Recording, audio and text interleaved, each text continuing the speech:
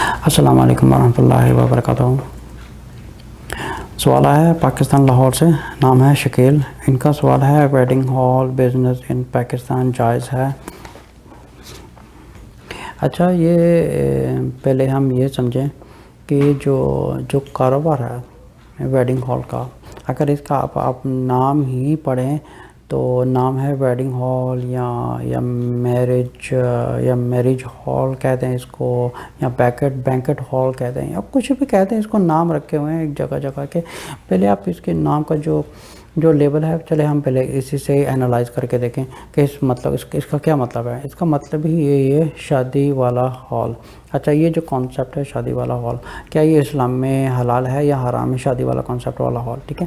اچھا، ایک مسلمانوں میں ایک جو شریعت میں شادی کا کانسیپٹ ہے وہ یہ ہے کہ پہلے میں ایک چیز کو ڈکلیئر کر دوں میں، پھر ہم اس کو جو غیر اسلامک شریعت کے آج کل جو کسٹمز ہو رہی ہیں پھر اسے کمپیئر کر کے دیکھیں گے۔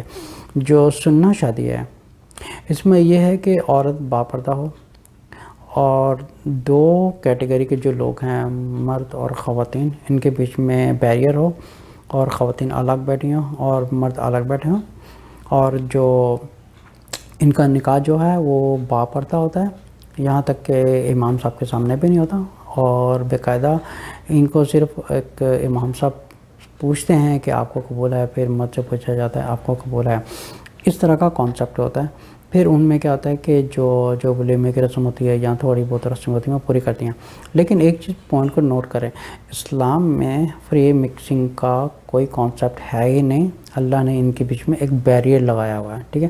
اگر سورۃ نور کی آیت نمبر 30 اور 31 پڑھیں گے، ان میں اللہ نے بیریئر لگا دیا ہے مرد اور خواتین کے بیچ میں، اور اللہ تعالیٰ حکمت والے ہیں، وہی جانتے ہیں انہوں نے بیریئر کیوں لگایا ہے۔ یہ جو فری مکسنگ والا کانسیپٹ ہے یہ ویسٹرن کلچر ہے، اور یہ شیطان کی طرف سے یہ ایک گندگی اور فحش اور ایک بدکاری پھیلانے کا ایک فری مکسنگ کا یہ کانسیپٹ ہے۔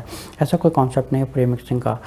اب یہ ایک چیز جو ہے ڈکلیئر ہو گئی کہ مسلمانوں میں شادی کس طرح ہوتی ہیں۔ جو مسلمان ہیں، ہوتا یہ ہے کہ پاکستان میں جتنے بھی شادی ہالز ہیں، پہلے یہ سمجھیں کہ شادی ہالز میں کیا ہوتا ہے، وہاں پہ کیا ہوگا۔ وہاں پہ کوئی نہ تو درس ہوگا، نہ تو قرآن کی تفسیر پڑھائی جائے گی، نہ تو وہاں پہ قرآن پڑھایا جائے گا، نہ تو ایسا نہیں ہے کہ سب مولوی لوگ آئیں گے، یہاں پہ سب برقعے والی عورتیں آئیں گی، یہاں پہ جو درس ہو رہا ہے یہاں کوئی بہت بڑے عالم آ رہے ہیں درس دینے کے لیے۔ کیا یہ چیز ہوتی ہے؟ یہ ہوتا ہی نہیں ہے۔ ہوتا ہے کہ جتنے لوگ یہ شادی ہال بناتے ہیں، ان کا جو لاجک ہے ان کے لیے یہ ایک کاروبار ہے۔ کاروبار چلانے کے لیے marriage hall is one of the business, ٹھیک ہے۔ ایک سمجھیں کہ ایک بدکاری کا اڈا ہے۔ Let me clear this again, یہ ایک بدکاری پھیلانے کا اڈا ہے، ایک فحاشی پھیلانے کا اڈا ہے، ایک غیر رسومات پھیلانے کا اڈا ہے۔ کہ جتنی پاکستان میں رسومات ہو رہی ہیں، مور دین آئی تھنک 95% اور مے بی مور دین 97% جو وہاں پہ شادیاں ہوتی ہیں سب ہندوانہ ہوتی ہیں، شادی سب ویسٹرن کلچر سے شادی ہوتی ہیں۔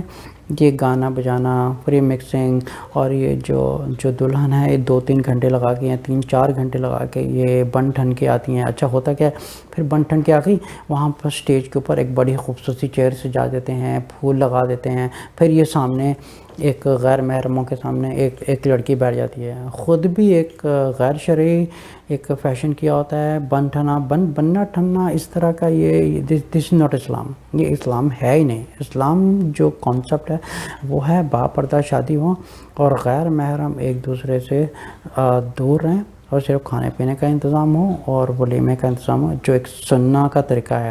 اگر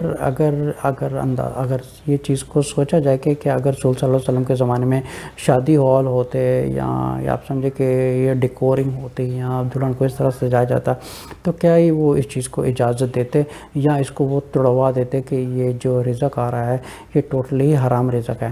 اس کی وجہ یہ ہے کہ دیکھیں یہ جو پورا سیٹ اپ ہے یہ حرام کے کام کے لیے ہی سیٹ اپ ہے، اور وہاں پہ ایسا نہیں ہے کوئی وہاں پہ درس ہو رہا ہے یا کچھ ایسا ہے، بیکاز یہ ان لوگوں کا کاروبار ہے، ان لوگوں کا کاروبار، ان لوگوں نے اپنا کاروبار چلانا ہے، ان کو اس سے کیا کہ وہاں پہ ان سے اچھا ان لوگوں سے جب یہ بات کی جائے، ان کو سمجھایا جائے، پھر ہوتا یہ ہے کہ وہ آگے سمجھنے کے بجائے وہ پھر آگے سے وہ جسٹیفیکیشن شروع کر دیتے ہیں دینا کہ دیکھیں ہمارا کام تو نہیں ہے، یہ جو لوگ کر رہے ہیں ان کے اعمال ہیں۔ اچھا یہ جو اعمال کی آپ یہ سمجھیں کہ زنا کاری کا اڈہ بنا رہے ہیں، ٹھیک ہے، زنا کاری کا اڈہ بنا رہے ہیں اور پھر بول رہے ہیں کہ وہاں پہ لوگ آ کے کیا کریں گے۔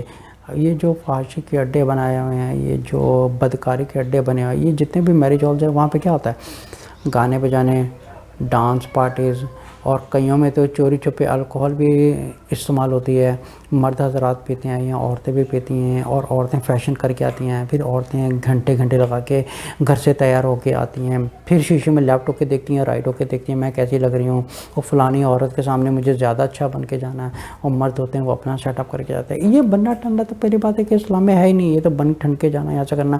اسلام کا جو کانسیپٹ ہے شادی کا، اس ایک سمپل اور بالکل ایک سادہ طریقے کا ہے، جہاں پہ ایک برقعے میں عورت ہو اور با پردہ ہو اور دونوں کے بیچ میں بیریئر ہو، کوئی فری مکسنگ کا کانسیپٹ نہیں ہے۔